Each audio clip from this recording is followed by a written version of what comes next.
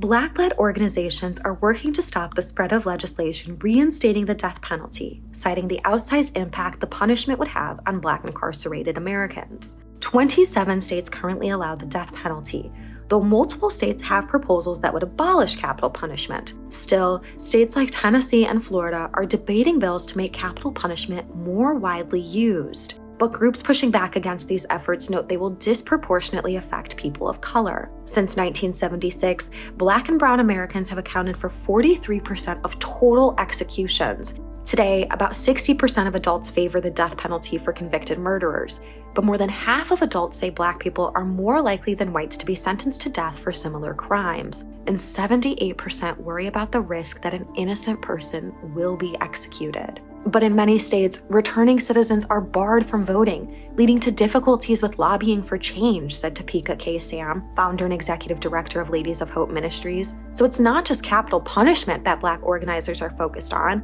Part of ending the death penalty includes addressing a system that perpetuates high rates of recidivism.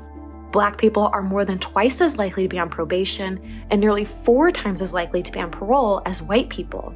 Black people are also more likely to have their parole revoked on a technical violation than their white counterparts. So organizations like EJUSA are working to steer the conversation away from punishment to instead spotlight what exactly the issues are and why death won't solve these problems. Meanwhile, advocates are also calling for increased focus on community issues to address the root causes of incarceration, like poverty, lack of opportunity, and even health issues. Sam also wants to see more services available for those who have been released from incarceration. Together, these changes will help adjust the carceral system to one based on rehabilitation. Quote, "In our culture, justice means punishment. So when we say we're going to get justice for someone, even when it's a police killing, what we usually are talking about is punishment, and we have to help people peel back that definition," said Hodge.